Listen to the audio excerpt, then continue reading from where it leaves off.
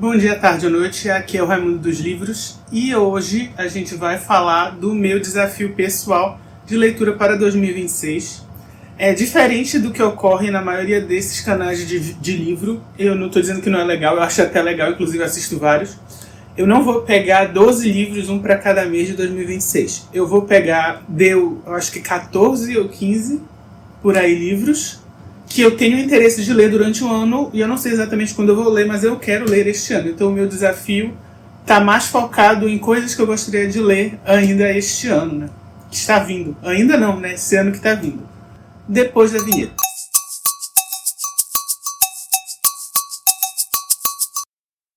Bom, pessoalmente a primeira coisa que eu fiz quando eu fui decidir quais livros eu ia ler era escolher alguns temas. E dentro desses temas escolher os que eu queria pegar logo por algum motivo. Pode ser um motivo bobo ou pode ser um motivo mais relevante. E é isso. Bom, à medida que eu for explicando que as pilhas são duas pilhazinhas de livros que tem, vocês vão começar a entender melhor o meu desafio. A primeira pilha de livro que a gente vai pegar, essa pilhinha, é de livros que eu apelidei de livros pipoca. E o que são esses livros pipoca? São os livros de entretenimento normal, que não tem nenhuma grande pretensão de profundidade literária, mas que é para divertir mesmo, é entretenimento. E também livros infantis normalmente vão estar nessa pilha, apesar de que agora só tem um livro infantil nessa. O primeiro que está aqui é não sei se é para vocês verem, chama Tempo Assassino, que é um livro de Jornada nas Estrelas. A série de Jornada nas Estrelas clássica e a Next Generation tiveram alguns livros publicados aqui no Brasil, que são histórias inéditas, né?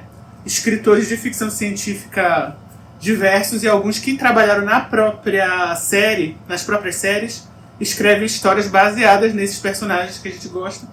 E eu tenho alguns desses livros e eu quero urgentemente começar a ler para ter logo acesso a essas histórias que são inéditas, né? Claro, elas não são cânone, eu acredito que não são. Por exemplo, tem um livro que eu quero ler depois desse, que se chama O Filho de Spock, e eu não lembro de nenhum momento a série ou os filmes falarem que o Spock tinha um filho. Isso não quer dizer muita coisa, porque tem um filme que do nada o Spock tem um irmão, né? Então, vai ver, ele só não quis falar. Brincadeiras à parte, é isso. Eu pensei em começar com os livros de Guerra nas Estrelas, que tem uma coleção muito boa aí, uma trilogia, na verdade, que continua os filmes antigos, mas eu vou deixar ela pouco para depois. Por enquanto, a gente vai começar aqui com Guerra nas Estrelas. É um livro de cerca de 200 e poucas páginas, 210 páginas. E é isso. Espero que seja divertido. A gente vai conversar sobre ele quando... Continuando, o livro infantil vai ser Entregas Expressas da Kiki, da Eiko Kadono. E sim, é o livro que deu inspiração para o filme do estúdio Ghibli, acho que é Ghibli que eles falam. Enfim, aquele estúdio lá que vamos apelidar carinhosamente de Estúdio Gilson. Quando eu falar Estúdio Gilson, você já sabe do que eu estou falando. E é isso, ele é um livro super... A pele parece grossinho, mas na verdade ele só tem também 220 páginas. E muitas dessas páginas são ilustrações, mas ilustrações bem bonitinhas. Eu nunca vi, por incrível que pareça, esse filme. Já vi vários outros filmes do estúdio Gilson. E esse aqui, como eu vi o livro para comprar, comprei. E aí, quando eu estava assistindo, eu comecei a assistir... Tentei assistir em ordem cronológica. Aí, o que aconteceu? Eu assisti aquele que não é do estúdio Gilson, mas é do diretor do Miyazaki, né? Que é o... Gente, eu não consigo me lembrar o nome. Nausicaa do Vale do Vento. E aí, logo depois que eu assisti, veio a publicação do mangá. Eu falei, era melhor ter esperado ler o mangá e assistir. Aí, para não cometer o mesmo erro, vou ler aqui a Kiki e aí vou assistir o filme. E tem um que eu gosto muito, que também é baseado em livro. Eu acho que muitos são baseados em livro, né? Que é o Castelo Animado. O Castelo Animado. Que eu quero ler agora para fazer essa comparação com o filme. Esse filme eu já assisti há muito tempo. E é isso. Vai ser um livro infantil aí e um livro de literatura japonesa para estrear aqui a literatura japonesa do canal. Bom, continuando, um livro da Agatha Christie que sempre vai rolar aqui nesse canal. Eu sou das pessoas que a parte literária, né, de livros cresceu lendo a Agatha Christie. E vai ser O Assassinato de Roger Ackroyd, que é um que eu não li ainda, não é uma releitura. Estava aqui já há muito tempo, ainda não tinha pegado para ler. E eu percebi, vendo algumas pessoas fazendo o seu ranking, né, de Agatha Christie, quais que eu gosto, quais que eu não gosto, que esse aqui tá bem alto. E é porque é um nome tão simplório, né, que não chama tanta atenção. E é isso. Então vou Esse vai ser o livro da Agatha Christie esse ano. Vamos ver em que momento eu vou começar a ler. Provavelmente um período que eu tiver de maior folga, né? É um bom livro de passatempo, de férias. É isso. Também tem umas perto de 300 páginas, mais ou menos. E por último, do livro Pipoca vai ser o Glória Mortal, que é a continuação do Nudez Mortal, né? Que eu falei pra vocês que eu li ano passado, em 2025. Não achei tão bom, mas, cara, só o fato dela ter escrito tanta continuação e ser uma história de ficção científica, mesmo misturado com esse romancinho Água com Açúcar, e ter um pouquinho de criminho aqui, me deu interesse de continuar. E assim, eu acho muito barato esses livros em sebos. Esse aqui foi tipo 20 e poucos reais. Então, vou dar mais uma chance, vou continuando. Vamos ver. Esse aqui eu quero ler logo para também ver se eu vou me livrar de vez da série, ou se, quem sabe, eu já começo a procurar versões baratas da continuação. Bom, agora vamos falar de livros um pouquinho mais sérios, que são livros de poesia. Para mim eles são mais sérios porque eu não tenho costume, não sou um costumado leitor de poesia mesmo. Basicamente o que eu li de poesia foi na época da escola, e exatamente por isso são esses dois livros que eu escolhi para começar a poesia. O Espumas Flutuantes, do Castro Alves, porque na época da escola eu tinha muito Castro Alves no currículo, vamos dizer assim, e muitas das poesias que a gente lia não eram livros integrais, claro, mas eram poesias escolhidas tanto dos Espumas Flutuantes, quanto dos escravos, que é considerado mais importante porque você tem mais foco na luta abolicionista, né? Então, eu tenho os dois aqui, mas eu comecei com esse porque ele é parte de uma coleção que eu acho bem interessante de livros da biblioteca, que chama Biblioteca Folha, e são vários livros clássicos, vai ter um outro aqui dessa coleção, e eu quero ler essa coleção inteira, e esse é o número 1. Então eu já peguei esse para ser o primeiro livro de poesia aqui do canal. E o outro vai ser também, não vai ser o número 1, mas é o número 2, porque por algum motivo a LPM Pocket considera cadê o primeiro? O catálogo geral como sendo o número 1 aqui nessa listinha. E o 2 é justamente esse, o Poesias. Então também é um livro que abre, vamos dizer assim, um ciclo de coleções. E também porque o Fernando Pessoa, ele foi muito estudado pela minha mãe, que foi professora de letras por muito tempo, e ela fez, se eu não me engano, foi o TCC dela. Se não foi Fernando Pessoa, foi no Alberto Caeiro. Então tem muitos livros de Fernando Pessoa aqui em casa, e eu quero ler, sim, todos. Eu acho. O pouco que eu li, principalmente do Caeiro, eu achei muito bonito. E eu sou uma pessoa, como eu comento aqui com vocês, que eu não sou nenhum gênio, nem uma pessoa muito elevada, assim, nem espiritualmente, nem intelectualmente. Então, se eu já achei bonito, assim, por alto, imagine lendo, realmente tentando buscar uma coisa mais profunda. Eu acho que eu vou gostar bastante. Então, esses dois são os que eu escolhi. E sim, eu escolhi começar com pessoas que escreveram originalmente em português. Existe poesia, eu tenho aqui alguns livros de poesia que são de autores estrangeiros, mas é aquilo, é uma tradução, é uma versão, então eu preferi começar por pessoas que escreviam em português.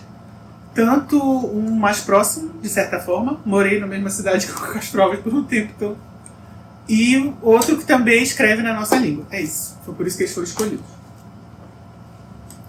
Deixar a segunda pilha aqui, vai ficar da minha altura, será? Bora ver. E continuando, outro desafio pessoal todo desafio aqui é pessoal, por isso que eu fiz as aspas. É a de não ficção. Por quê? Porque eu acabo, devido ao meu trabalho, lendo bastante livros de não ficção. Mas são livros relacionados com a minha área de formação, de trabalho. Não tenho interesse de falar sobre eles em vídeo. E eu acabo lendo pouca não ficção fora dessa realidade, né, de trabalho, de conhecimento. Então eu peguei dois para ler. Um é uma biografia, eu espero pegar mais biografias, eu não tenho tantas aqui, mas eu já estou procurando uma. E outra coisa que deixa eu falar antes que eu me esqueça. Vocês vão ver que a maioria desses livros aqui, eles têm uma certa idade. Então ou eles são de sebo, ou eles são dos meus pais. Estão aqui em casa os livros deles. Eles sempre leram, assim, muito, até... Engraçado isso. Quando eu nasci, eles pararam. Muito ocupados, né? Quando eu nasci, não, quando a minha irmã nasceu, eles falam, que é mais velha. Então muitos dos livros aqui são livros deles que estão aqui em casa. Alguns são de sebo que eu comprei e tem um ou outro que são novos que eu vou mostrar para vocês aqui, quando eu falar deles, que eu vou explicar porque eu comprei e porque eu escolhi. Bom, e aí começando, foi um livro de viagem, eu acho bem interessante livros de viagem, que chama Uma Viagem Fantástica, da Nascente à Foz. Será que é da Nascente à Foz? Da Nascente à Foz do Amazonas, do Alfredo Nascimento. Eu nunca li nada dele, eu já comecei a ler, vocês vão ver aqui, tá um marcador de páginas. Eu tô quase na metade já do livro. Tem umas fotos interessantes, coloridas. E é sobre... É um livro escrito antes de eu nascer. E é sobre uma viagem que esse jornalista fez. Eu acho que ele é só jornalista, não sei se ele tem outras profissões aqui. Ele só fala com jornalista. Que ele decidiu fazer da nascente, ou do que se acredita ser a nascente do Amazonas, porque existem algumas controvérsias. Isso nos primeiros capítulos ele vai explicar que a essa época, não sei se ainda está assim, muito do conhecimento científico mesmo ainda era assim meio contraditório entre as diversas instituições científicas mundiais. E aí ele, quando eu estiver falando sobre o livro, que eu vou falar assim, ele vai dar algumas, não explicações, mas umas teorias explicando por que tinha tanta confusão. E eu hoje moro numa cidade que está na foz do Rio Amazonas, aqui no Brasil. Então foi esse um dos motivos que eu escolhi começar como não ficção, que tem um pouco a ver com a minha realidade. E é isso, não vou dizer logo se eu já estou gostando ou não, mas eu acho que esse vai ser um dos primeiros que a gente vai conversar aqui no canal. E aí, na biografia, não é bem uma biografia. Deu um cheat aí, um roubo. E qual é a minha dificuldade com biografia? Quando você vai ler, assiste um filme, tipo, sei lá, da Cleópatra, uma pessoa qualquer. Tu fala assim, meu Deus, ela com 17 anos já tinha feito tanta coisa, tanta coisa, tanta coisa. E aí você fala, nossa, tem pessoas que vêm pra esse mundo pra fazer de tudo. E tem pessoas tipo eu, talvez, você que tá assistindo, que a vida é bem parada. Aí você fica um pouco, sei lá, meio deprê. Então eu falei assim, vou ler este livro, que é sobre Jesus. Porque aí se eu achar muito impressionante, a desculpa que ele seria filho de Deus, né? A gente dá essa desculpinha aqui pros nossos corações. O escritor, eu não sei se ele ainda é, aqui ele ainda era jornalista da Globo, o nome dele é Rodrigo Alvarez. Ele se diz como uma pessoa não religiosa, tá? Então por isso também achei interessante. E o que ele faz para construir essa biografia, além de ter algum pouco de pesquisa científica, histórico-científica, né? Histórica principalmente, ele vai combinar a leitura de diversos evangelhos. Porque o que acontece? Se você repara, quem já leu a Bíblia, ou quem, enfim, já foi de igreja, sabe?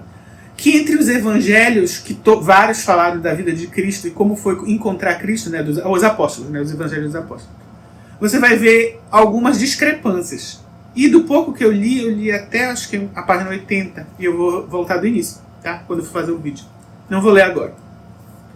Ele faz uma coisa que eu achei bem interessante. Ele chega num ponto da história e se tiver duas coisas discrepantes, ele vai colocar em perspectiva. Ele vai dizer, então, aqui Lucas falou isso.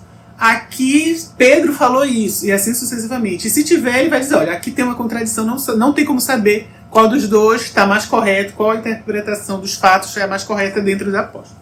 Bem legal, tem muitas imagens de gravuras, pinturas.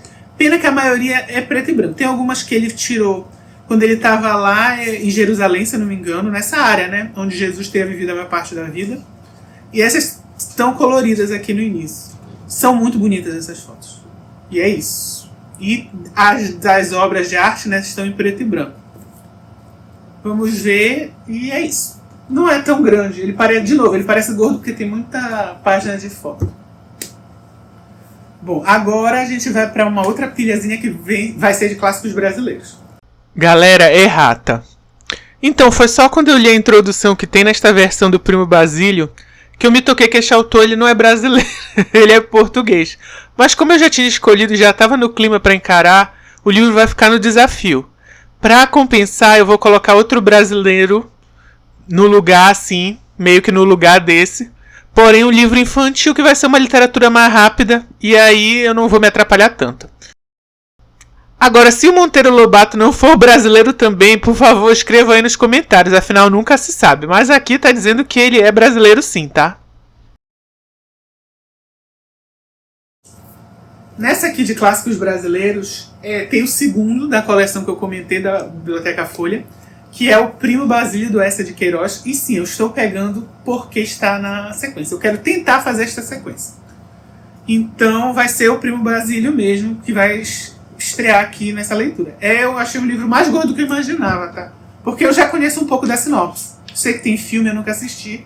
E aqui vai ter cerca de 400 páginas, talvez menos, porque isso é uma coisa bem legal dessa coleção, que tem alguns textinhos no início, às vezes de um autor importante, às vezes de um professor, que é tipo um texto de apoio ou uma introdução, que contextualiza.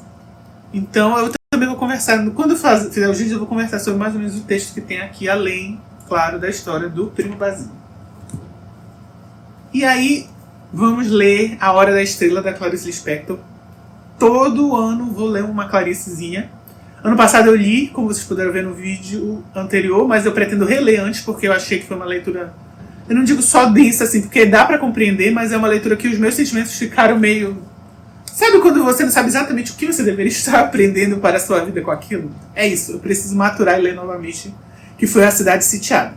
Esse aqui é o A Hora da Estrela, eu acredito que seja um dos mais famosos, principalmente por causa do filme, que eu cheguei a assistir na escola, na época da escola, por isso que eu peguei. E eles dizem, quem fala mais de Clarice, né, na época da escola, os professores quis dizer, eles falam que é um livro mais direto, então é bom para quem está começando com ela. Como eu disse, eu li trechos na escola, li o Cidade Sitiada, e eu gostei muito e eu pretendo ler o máximo possível de Clarice assim em vida. Eu acho ela uma das grandes escritoras brasileiras por diversos motivos. Outro que eu peguei foi o A Moreninha, pelo único simples motivo de que eu lembrei da minha infância. Eu estava mexendo nos livros antigos. E aí, na época da escola, teve um trabalho onde a sala foi dividida. Foram, aliás, as 3 turmas. Eram 3 turmas na época dessa série específica, que eu não lembro exatamente qual era. Mas as 3 turmas foram divididas em grupos baseados nas obras. O meu não foi A Moreninha, o meu foi o Alto da Compadecida. Tenho aqui em algum lugar. E aí eu não li o A Moreninha, eu acabei lendo Senhora, que eu vou reler aqui, provavelmente. Mas não li o A Moreninha, que teve um grupo que fez. E eu lembro que eles fizeram uma peça. Não foi uma peça. Eles fizeram uma filmagem, como se fosse um filme. E eu achei muito engraçado algumas cenas. Então é por isso que eu quero... Peguei e falei assim, quer saber? A Moreninha. Eu espero que nessa coleção da Folha não tenha. Senão eu vou acabar pulando aí, porque realmente eu não me lembro. Eu acho que não tem, não. É isso, por isso vamos pegar A Moreninha. É uma outra coleção, mas dessa coleção eu acho que eu só tenho essa aqui mesmo, infelizmente.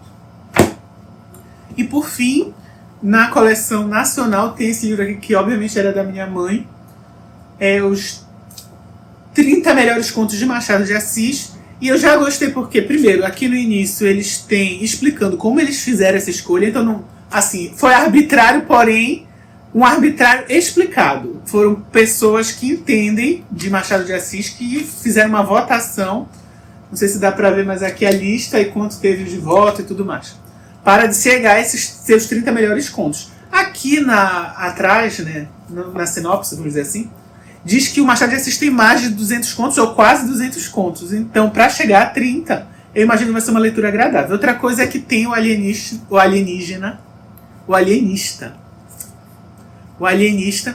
e já está até marcado aqui, eu marquei recentemente. E eu lembro que eu peguei esse livro na época da escola justamente para ler o Alienista, porque eu tive que ler. E eu gostei bastante, mesmo quando eu era criança. Então eu imagino que eu vou gostar da maioria dos contos depois. E é sempre bom botar... Vai ter outro livro de conta daqui a pouquinho, que eu vou comentar. E é sempre bom botar uns livros de contos aí pra não ficar só em, 200 páginas da mesma pessoa escrevendo. E aí, continuando, já teve o nacional, né? Então aqui vai ser literatura regional. E o regional vai ser a região que eu moro, né? É o mínimo que eu posso fazer. E aí eu escolhi esses 2 livros aqui. O primeiro é o Viagem às Assombrações de Belém. Primeiro porque eu conheço algumas pessoas que trabalharam na edição do livro de muito tempo atrás, eu lendo aqui os nomes. E outra coisa interessante é que eu acho que é o livro que eu vou saber a maioria das coisas e assombrações que vão ser comentadas aqui. Então pode ser uma proposta interessante. É por isso mesmo. E é bom pra, sei lá, desopilar da coisa da realidade. Vamos ver como era que se pensava assim. É de antigamente, mas até hoje ainda tem pessoas que acreditam na maioria dessas historinhas aqui. É uma coisa até interessante de se comentar. E o outro vai ser um bem clássico, bem óbvio, que é o Contos Amazônicos, do Inglês de Souza. Ele foi um livro que eu tive que ler para o vestibular e não li. Pra não dizer que eu não li nada, eu cheguei a ler 1 ou 2 contos dele. E aqui tem um conto que eu esqueci o nome agora, que é o nome de um pássaro, inclusive. Que é um livro, é um conto que é muito clássico do terror brasileiro. É considerado um clássico do terror brasileiro, mesmo sendo um livro de um escritor que não tem tanto aporte nacional. Apesar dele não ter esse aporte nacional todo, ele é considerado um autor importantíssimo da construção da literatura brasileira. Então, é isso. Vai ter outro livro de contos e vai ser do Inglês de Souza aqui para fazer essa dupla regional de livro regional. Bom, agora a gente vai para finalizar o internacional. Errata, de novo. Aqui eu deveria ter escolhido um livro em inglês, um em espanhol e um em francês. Eu acabei pulando o espanhol, provavelmente porque está no Kindle. Se tudo der certo, vai ser este aqui. El amor huele a café, da autora Nieves Garcia. Parece ser uma leitura simples, então é meio que ideal para mim, que eu ainda estou engatinhando nessa empreitada de todo ano ler livros em outros idiomas. É isso. Erramos, mas deu para dar uma ajeitada aí no vídeo. Não é para finalizar porque tem um desafio extra aqui. No caso dos livros internacionais, eu acabei errando. Porque eu queria ler livros em idiomas que eu conhecesse. Então eu peguei um que chama Viagem ao Redor do Meu Quarto, do Xavier de Maistre, que deve ser Xavier de Maistre, não sei como é que fala, vou até pesquisar. Que é um escritor francês, para ver se eu tiro o pó do meu francês, pelo menos na área de leitura de compreensão textual. E aí o outro que eu peguei foi em inglês, que foi o Frankenstein, da Mary Shelley. E aqui nós temos os dois livros que são novos mesmo. Tem menos de 4, 5 anos. E esse aqui eu comprei, vou explicar melhor na época que eu fizer o vídeo sobre esse livro. Eu já li o Frankenstein na minha vida, mas aqui essa versão ela é bilíngue, então eu vou aproveitar e ler em inglês pela primeira vez. É um livro que eu gostei muito, a primeira vez que eu li, muito do tipo livros favoritos da vida, e vamos ver se mantém. Recentemente eu assisti o filme do Guilherme Del Toro, né? E eu odiei. E aí isso me deu mais vontade de fazer essa releitura agora no texto original. E como eu falo que eu errei? Porque eu esqueci de pegar um livro em espanhol. Então, ao longo do ano, eu vou procurar um livro em espanhol para colocar aqui junto. E aí eu comento se eu achei, se eu não achei. E o outro internacional que eu quero pegar logo, essa coleção eu não tenho completa, então eu pulei do primeiro, segundo e já fui direto pro terceiro, que é da Biblioteca O Globo. E é O Velho e o Mar. O Velho e o Mar, não O Velho e uma pessoa chamada Omar. O do Hemingway. É um livro clássico. Muita gente diz que esse é o livro favorito, inclusive, então estou bem curioso aqui para fazer essa leitura. E também é um livro curto. Então vamos ver, talvez esse seja um dos primeiros que eu vou ler este ano. E como eu ia dizendo, por fim, temos o projeto de leitura. O que é o projeto de leitura? É um livro onde é um livro que ele não necessariamente é mais complexo. Às vezes eu não sei porque vai ser um projeto que ele é mais complexo. Mas às vezes é porque ele é muito grande, ou porque ele traz muitas informações em um vídeo só, não dá. Você vai ter que dissecar o livro. E neste caso vai ser o Livro das Mil e Uma Noites. Vai ser um projeto que vão ser múltiplos anos, porque cada volume desse aqui tem uma infinidade de histórias, eu acredito. Porque neste primeiro que eu já li inteiro, e daqui a pouco vai começar os vídeos, eu acho que eu tive que dividir pelo menos em 4 ou 5, não, vão ser uns 5 a 6 vídeos, com certeza. De tanta historinha que tem. Não é que essas histórias, como eu disse, sejam necessariamente complexas. Aqui nesta versão, uma edição muito bonita, assim que eu digo, da forma editorial, né? Da forma que ela está escrita, das aspas, da forma que tem as notas de rodapé para te contextualizar. Ela tá muito bonita nesse sentido, ela é bem legal. E as histórias são simples, tem um quê de repetitivo, mas você lendo, você percebe muita coisa que existe hoje na cultura pop e nasce dessas histórias da Mil e Uma Noite. E a gente vai comentar sobre isso à medida que eu for fazendo os livros. E é isso. O vídeo vai ficando por aqui, então escrevam aí embaixo se vocês gostaram dessa listinha, se tem algum desses que vocês pretendem ler também esse ano, por coincidência. Se vocês, vendo aqui, se tiverem a ideia de botar também algum desses na lista de vocês, de repente vocês têm esse livro aí. E se vocês acham que eu vou conseguir ler todos esses livros esse ano.